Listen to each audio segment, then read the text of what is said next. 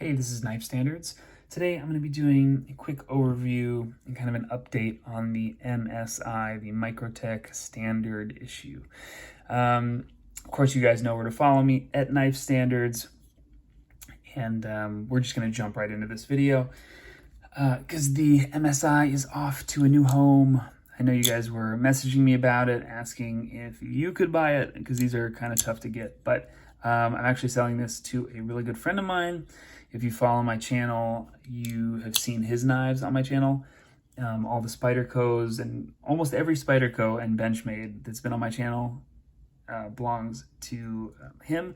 And of course, his thing, he doesn't do frame locks or liner locks for the most part. His thing is ball bearing locks, axis locks, compression locks, anything where you don't put your fingers in the way of the blade, he's into. So this is headed his way. But I thought I would do just a quick update, and I've only carried this one time, and I have a couple thoughts.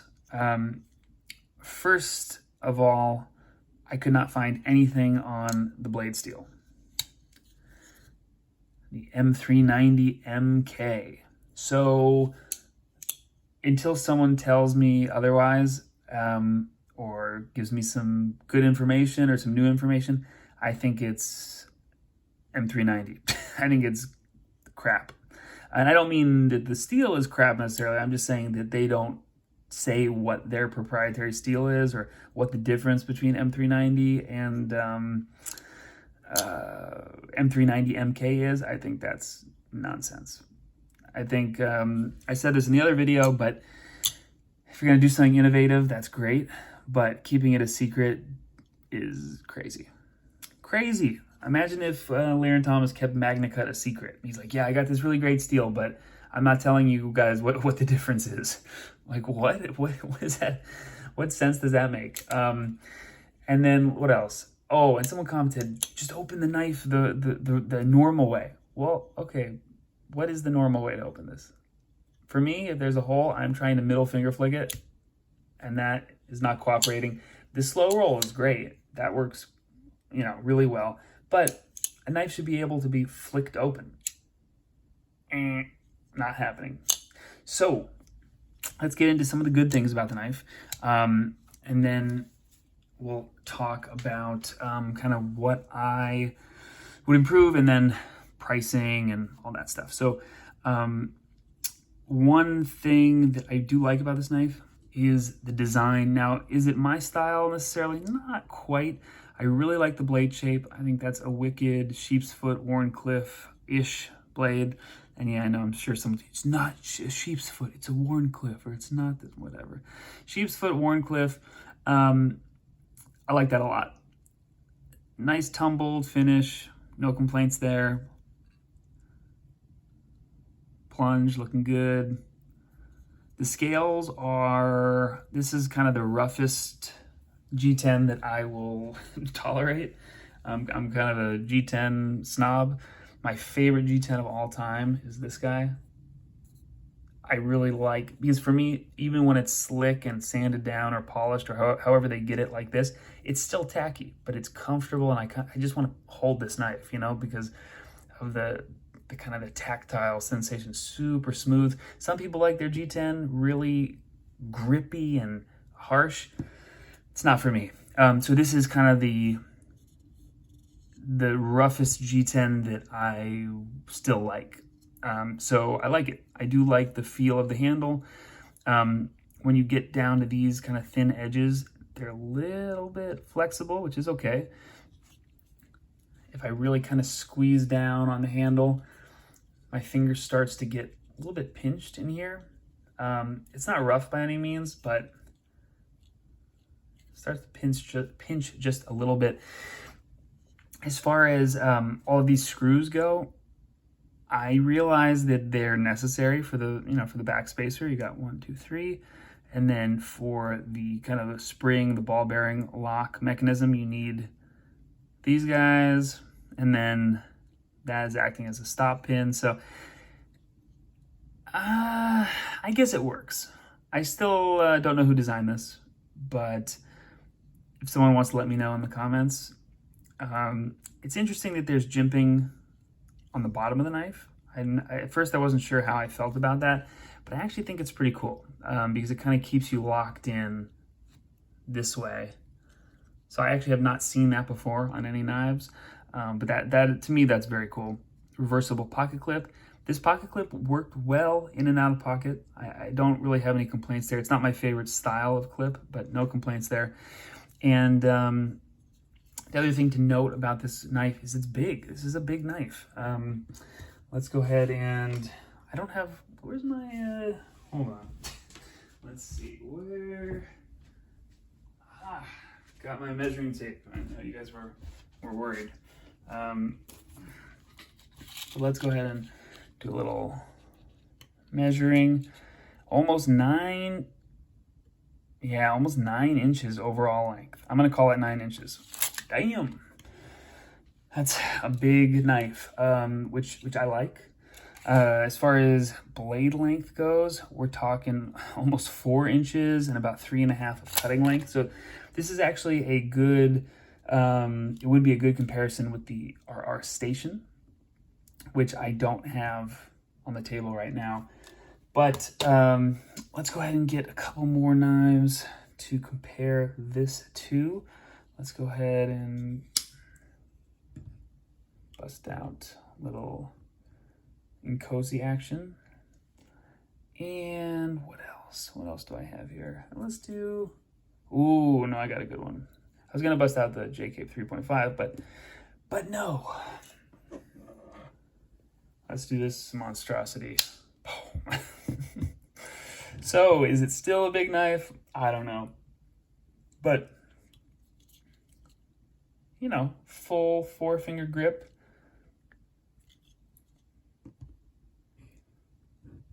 What are these guys coming out? As 10 inches on the Formax Scout. About 8 1/4 on the Incosi. I always get the two names mixed up for Chris. Incosi and what's the blade shape? Incosi, you guys know what I'm talking about. Someone leave it in a comment. I always get those two names confused. Incosi and it'll come to me. Anyway, so it's a big knife. That's my point. Not as big as the Formax Scout, as I attempt to close that guy, but it's big. As far as the action goes, it has smoothed out a little bit in, I don't know, a couple hours a day. It still is crunchy. I think that might be just how the lock is, although I am confident that it will smooth out a little bit more. Maybe if you put some Gunny Glide, or just using it a little bit more, just you know, kind of how, for example, my Sea Otter has broken in beautifully. It's like buttery smooth now. I'm curious if this will do the same. My friend will definitely let me know. But it's weird, you know, there's like a little bit of play on the locking mechanism, which I don't think affects anything. No blade play, which is good. One more thing, which I mentioned in the other video, but I just think it's silly. They did it again today, where he's like, Marfion's like, yeah, you know, we've only made one of these, and it's very limited. And, you know, we're going to drop this in 14 seconds, and we only have one of these, and it's very, very, very limited. It's limited, and, you know, I'm like, okay, you know, just release the knives. I mean, listen, if you do it 5 times a week, to me, it just gets old. If you're doing a limited release, or you're doing a certain version, or, you know what, here, if you're doing it like Quiet Carry, where they would come out with a version, and then they would come out with a different version, and then they would restock the first version, to me, that's like totally fine. I get it. You have some of the version, or you don't, whatever it is, and then you get some more in of the next version, or you're building them, and you're mixing, matching parts, whatever. But when you're the company that's building them, you're like, yeah, we have 3 on the site.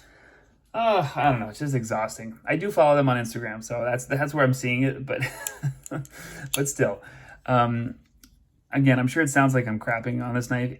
It is a cool knife. It has an excellent handle to blade ratio. It is good looking. It's very kind of tactical looking. Microtech standard issue. I mean, I feel like that's a risky name because it's this is what they're known for now. They're really putting a lot of stock and stake into this design. Is it worth the price? Let's talk about price. I think these go for $250 on their site. A lot of dealers were selling them for way more, which is silly, but $250 on the site. I think when these are readily available and everyone has one, and there's carbon fiber versions, and they've improved certain little minor things about this, and they've explained why it's M390 MK. I think that I will enjoy this knife a lot more, or I'll at least enjoy looking at it, because this will, of course, will be in my friend's possession. But I don't know. I just think right now it's not quite for me. If I can't flick the knife open and I can't at least use my thumb, and I feel like it's not for me. And I think the only exception is, something from Chris Reeve, but you can flick it open. Once these knives break in, you can fire the detent and get them open for the most part, at least from what I've seen. So maybe that'll happen with this guy. I don't know. Is $250 fair for this? Well, you guys tell me. What do you think? Here's another knife that I have, and I'm getting ready for my full review. We'll go ahead and bust this guy out. This is a knife from Dark Bolt Design. Definitely check them out. Now, people are complaining that the Dark Bolt Design, by the way, I forget the names. I'm not the best with names, as you guys know. I'm totally blanking on the names. I have two of these knives. I will know the names for my full review, of course, but I'm blanking on the names. But people were, freaking out about the price of this guy. And from what I remember, it's comparable to this as far as price goes. I think I want to say they're both $250, $260, right around that range. Could be wrong. Maybe I'll double check. But yeah, this is a bigger knife, but that doesn't really always mean anything or mean that much when it comes to pricing. But they're both G10, M390, and what do we have? I think this is 20 CV. Again, I'll find out. But you have a cool locking mechanism with this. Is the RAM lock really that innovative? I don't know. Maybe. Here's the thing. Look, I think that because this is a Microtech and because it's their first manual other than the SOCOM that's American made, I think people are into this and they're like, yeah, I gotta have it. I think it is a cool knife for sure. It's also very hard to get. But you have something like this from Dark Bolt Design, which I think is just as cool, if not a better knife than the MSI. And people are complaining about this one. Oh, it's too expensive. It's this, it's that. I think this is solid. Now, yes, of course, this is American made. This is not. I get it. But if you didn't know where these were made and you just had them both, I think the better feeling knife, better action is from Dark Bolt Design. Yeah, probably the cooler look, the tactical is MSI. I get it. Maybe I'll do a comparison between these guys, or at least bust this out when I do my full review. Anyway, all right, I'm going to put this one away. Back to the MSI. I think overall it is a solid first entry into the manual. They have the manual stitch now, and they have the SOCOM, which are super tough to get, and then they have these, which are also tough to get. I think it's nice Microtech is doing some different stuff for Microtech. Like, they're doing things differently than they normally do. But at the same time, is there anything really innovative here? Does a knife need to be super innovative? No, not at all. But I don't know. I think for $250, it's a solid deal. Just like the Dark Bolt design, I think it's fine. Oh, I got a middle finger flick. Maybe it's breaking in. I think the bottom line for this knife is, if someone who has this, who likes it, will really like it. They will really be into this knife. They'll carry it every day. I imagine that's what my friend is going to do. He's going to love this thing. And for me, I would rather carry that, you know? I would rather carry this, personally. But, you know, personal choice, stylistic choices, style differences. I think it's a cool knife. I know I'm kind of rambling. Anyway, I didn't cut anything on camera, so I'll just do like a little scrap cut. Of course, super sharp. Although, I did hear that it's a pain to sharpen this. No idea what the HRC is. I heard that it's soft. It was very tough to sharpen because of how soft it was. Who knows? I haven't sharpened it, but I definitely trust that opinion, and I trust that experience. So we'll see. We'll see kind of what happens in the next couple months with what they're doing.